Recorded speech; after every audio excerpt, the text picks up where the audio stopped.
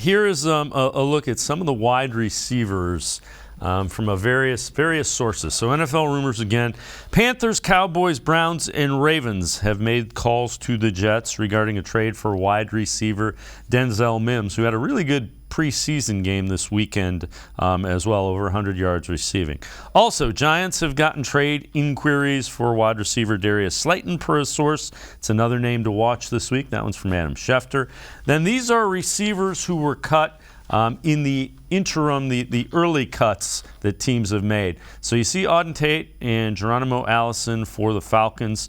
The Texans have cut Davion Davis, who was here with the Browns in Kevin Stefanski's first year.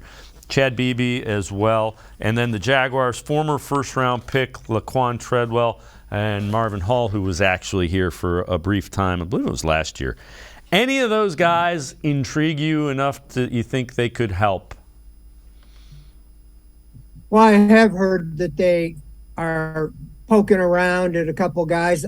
I think Denzel Mims is worth looking at, and Darius Slayton as well. Again, if there's somebody that you're looking to cut and they have a need or feel they have a need, at running back, would they be interested in a swap for one of the running backs like Dearness Johnson, or would it just be a straight for a draft choice? If they're going to let the guy go, they'd probably take a 6th, 7th round draft choice for it.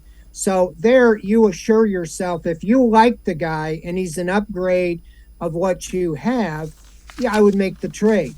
If you want to pick up a guy and, on waivers, you mentioned Davion Davis. They liked him and they let him go. They wanted him to come back, but he got the offer and went to the Texans last year, I believe it was.